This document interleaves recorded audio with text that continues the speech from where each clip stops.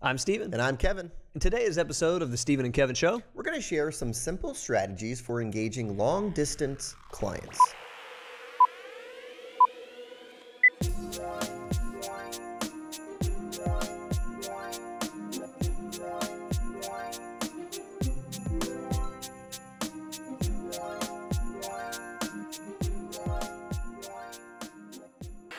Hello, everyone, and welcome back to episode 53 of the Steven and Kevin Show. Before we get started today, quick plug here. Social media automation is a hot program with the Oechsli Institute right now. It's essentially you outsourcing your social media to us. Right, and it's hot because we do all the work, right? Who doesn't want marketing that's relatively inexpensive, that's really good, and that is turnkey, right? So that's why we're here. Fill out a consult form on our website if you want to talk with us. We know some of you have compliance restrictions, but we can work with most firms and put together a social media plan and implement it for you, and it's going to be better than what you have now. So absolutely. All right, so today's topic, Kevin, simple strategies for engaging long-distance clients. This came by way of one of our coaching clients. This was a question they wanted us to cover on the show. I think it was a great idea because we see this situation pretty often. So I'll just read his email. He says, a couple possible questions for you and Kevin for the show. Number one, most of the families I cover are spread throughout the U.S. with a few overseas. How does one build a social relationship via long distance? Number two, most of these clients are very busy, dual working professionals. Feels like I might be stretching the bounds of the relationship when I get a precious 15 minutes with them on the phone to not have accomplished, in their eyes, anything other than an update on the kids, family, job, etc., etc. Am I looking at this wrong? He says, I'm sure I'll cover this during our coaching. We're just getting started, but thought it might benefit your wider audience. From Francis. Thank you. Really excellent couple questions here and absolutely pertinent to the wider audience. So we can dive into them. But I mean, the reason that Francis is so interested in building the social relationship is based on the research, right? I mean, take a look at the research right now on affluent investors. If they have a business and social relationship with their financial advisor, referrals basically double. They take your advice more.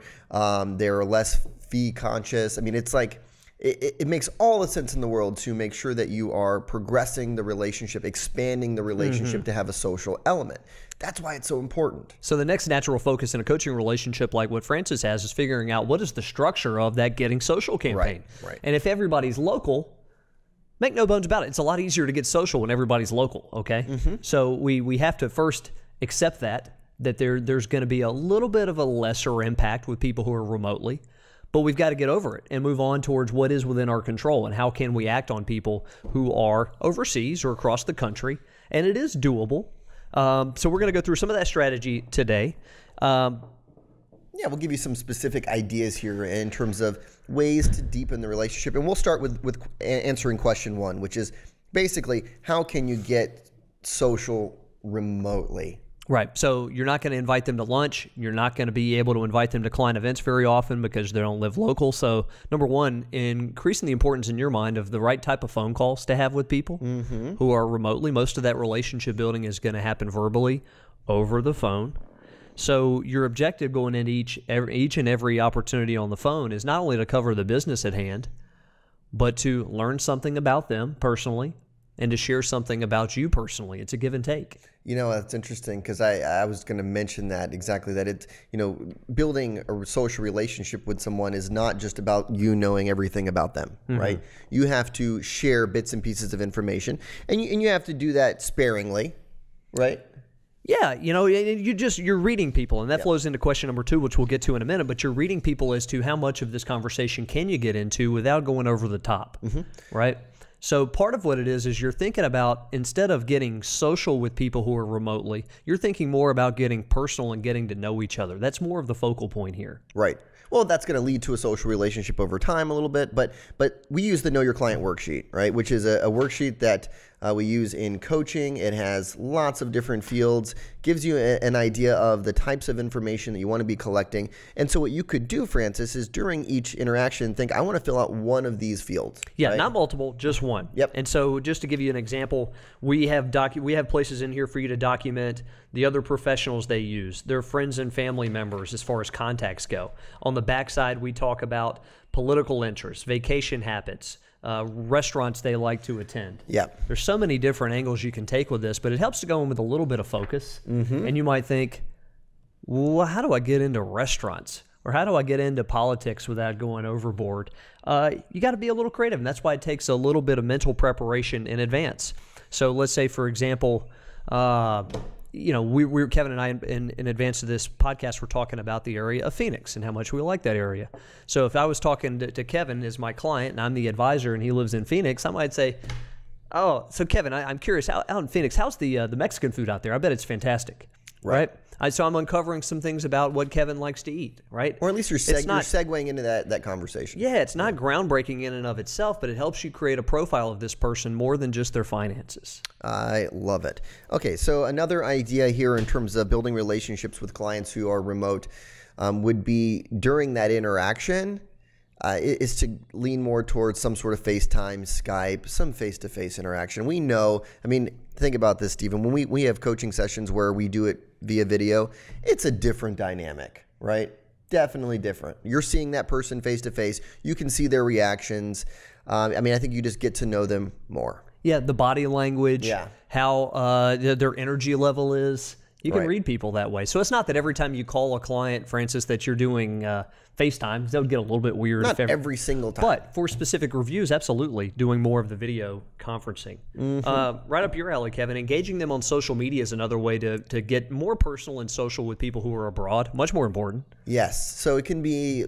it could be LinkedIn, it could be Twitter if they have that stuff, but really what we're focusing on is a personal Facebook page. When you let people into that personal side of your life, they get to know you, you get to know them, you can interact with them regularly. We are big advocates of setting up lists and taking a look at the feeds from certain contacts and engaging with them. It's something that we do for people via automation as well in terms of deepening the relationship.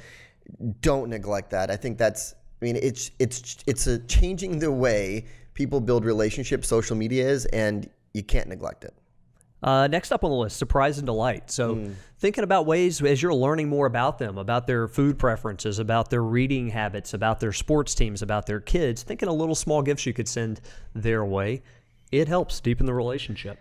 And another one here would be just go visit them. If you can. Yeah. If they are a big client and they are paying you a substantial amount per year in terms of that relationship, you get on a plane, you go visit them, and you get some face-to-face time on a yearly basis. Especially if you have pockets of clients in certain places, it tends to be that advisors will end up with, a pocket of clients in the Carolinas or a pocket of clients in the DC area. And if you've got that going on, it makes sense once every year or two to go out and visit them. But do this kind of thing systematically so that you're planning in advance that every 2 years or every 3 years, I'm going to go out and see them in person. It's worth it for the relationship management piece of it. And it's worth it because if you do it right, and this is something you can certainly get some coaching on, you can start setting up events there. You can start leveraging them for connections in that same area, and it's a beautiful process. I was going to say, I'm going to throw in one more here, just off the cuff here. And this is related to the phone time that you were talking about, making sure that you're being strategic.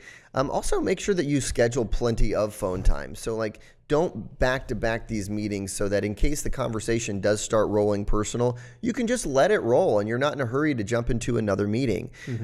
Just a little thought there that you want to make sure that they feel like you've taken the time, nothing is rushed. And if they give you that opening and things get really social, you let it roll. People can tell when you're rushed. Yeah. So when we think about this on two ends of the spectrum, Kevin. So if you're talking about getting social remotely with people, on one end of the spectrum, let's say you really do a poor job at this. You have 2 structured phone reviews every year with this person where you handle the business at hand and everybody goes about their day. How often do you think they are thinking about their financial advisor? How close do you feel that relationship would be, right? That's one far end of the spectrum. Think about the other end of the spectrum where you're calling them more regularly. You're taking an interest in their family. You're sharing them things about your family, sending them a Christmas card with your family photo on there, sending them small gifts, liking and commenting on their post, right? Going out to see them every few years. That's a dramatically different relationship. There's no doubt in my mind that if Francis implements some of these, that he's going to start developing much deeper relationships with these remote clients. No doubt in my mind whatsoever. Right. So again, let's put some structure around it. Let's plan how many of these interactions we're going to do. How many small gifts? How many times a week are you logging into social media and all that? Question number 2, Kevin. Question number 2 is basically, how do you interact with really busy professionals? So he was talking about, a lot of these are dual working professionals. If he gets 15 minutes of precious time with them, it feels like he doesn't want to get off track. So we're going to give you some advice there on ways to maximize that time. Mm-hmm. And not annoy people if you're trying to keep them on the phone. Right? Well, and we all have good intuition on this. I know Francis does, in terms of you can tell when somebody is short on time. You can tell when somebody is ready to get off the phone with you. And if you ignore that intuition, you end up pissing people off, right? You end up to where next time you call them, they're not as likely to pick up. Yeah. So if I know you're always wasting my time on the phone or always making chit chat when I'm busy and I'm in the middle of doing something at work or I'm trying to put the kids to bed, when I see that call come in next time, I'm going to think twice about picking it up because I know it's going to be a little while and you're tone deaf to my signals. Yeah. I mean, this sounds really bad, but I used to do this with my grandmother. It's true, right? I mean, like she would call and whenever and look, I love my grandmother, but the point is that I know when she calls, it's going to be a long conversation, right? And I know that I'm going to be stuck on the phone for a while. So it basically, look, Grammy, get to the point, okay? It basically, busy here. And it basically trained me to the point where I was like, okay, I only answer if I know I have that time. I can see the show notes now, including how to deal with busy people and how to ditch your grandma when she's taking up too much of your time. No, but it's the same kind of concept, right? It is. But so you're trying to be mindful of this, but at the same time, busy people still want to have relationships. And what we had talked about was that when you got somebody who knows really time crunch like that, you lead with the business, you get right down to the point, and then the small talk comes at the end, right? And you make as much of it as you sense they're willing to make with you, right? But you lead right in with the business. One other pet peeve of mine, Kevin, because I can come across as somebody who is busy and a little bit rushed, and you do as well. We got a lot going on. And so people know that's my personality type. And I can think of 2 ends of the spectrum of people who call me. And one I think is really, really good, where people call, they know I'm busy, and they get right down to the point of why they're calling. They know that's my personality, and they call me and they will say, I'm thinking of one guy in particular who does this beautifully. Stephen, I got 3 things I want to run by you today. Right. Here's number 1. And I'm thinking, you're the man. This is exactly how I like to be dealt with. Yeah. Right? And if at the end of it, and he's like, how's Heidi doing? Great. I'll make time for that. You just respected my time by getting right down to business. Here's the pet peeve, though, Kevin, is when people know you're busy and they mention that too often in the setup, and it really weakens the positioning. So, hey, Stephen, hey, I don't want to bug you. I know you got so much going on over there. If you just got like a minute for me, right? That does weaken your positioning, absolutely. Right? Yeah. It's implied that you're respecting my time if you jump right into it, as opposed to a lot of the idle chit-chat of like, hey, I know that you got a lot going on. I don't want to keep you here. No, go right into it. Hey, 2 things I need you for. Yeah, that's good. That's really good. And look, I mean, it also depends upon personality styles. We're not getting too much into disc today and all that kind of stuff, but you are a high D when it comes to disc. What is that supposed to mean? My point exactly, right? No, but I know you were joking there. But the point is that I'm a little different, right? So I mean, if I'm busy and I'm in the middle of something, then yeah, I could be a little bit that way. But most of the time, I don't mind a little bit of chit chat, right? So it just depends upon the personality style for the client. In this case, when Francis is talking about these precious 15 minutes with someone, it's probably someone who might be that kind of driver personality, and they're really busy, and so you have to be respectful. The other thing here, the other idea is to know how they like to be communicated with. So ask them, right? We just wrote an article on this with clients about personalizing the experience. Ask them, hey, for a quick communication, do you want me to just give you a call, or would you rather I text you, or would you rather I just shoot you an email? What do you prefer? Ask them, and they'll appreciate that. Yeah, and you'll often find a lot of the folks, we had an advisor we worked with who specialized in physicians, and he said these guys are in surgery a lot of the day. They prefer when I text them about little back and forth, can you come to my event? When's a good time for us to schedule a meeting? They appreciate the text. Yep. Social media is also a big help there because that's just one that most even busy people make time for. Yeah. And again, another one where you can do it on your time as well, and they can check it on their time. So it's not like, I think this is becoming more of a generational thing too, Stephen. I don't want to get too much into that, but for you, do you almost get annoyed at sometimes when you get a phone call from someone when it's a really simple interaction? You're revealing my millennial status here. Barely a millennial, but still. But yeah, it used to be, and I can think of this change even in the last decade, that It used to be all about the phone call. It was perfectly a business norm to be calling people when you wanted to get a hold of them. Now where it seems like the social norm now is to try to set up a time to talk with them via email and then have the call. And you feel like sometimes when you're calling somebody, they're like, hey, what do you want? What's going on? What do you want? Something really important that, major is going on. And look, I mean, and that's why I like text as well. And I think we all do. Yeah. So gang, thanks for joining us today. Quick plug for coaching.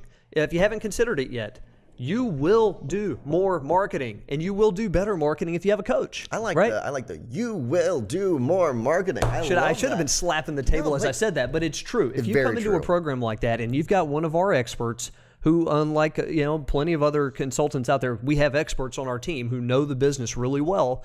They are going to push you to do more activity. Yeah, they're going to hold you accountable to doing that activity, and they're going to show you the little intricacies of executing that activity that can make the biggest difference. Yeah, so as you're wondering, oh gosh, how do I plan a small event and get prospects there and follow up? Yeah, we've been there. We do that every day. We talk to people about it, so we're good at it, and we can help you too. So thanks for joining us, everybody. We'll catch you for episode 54.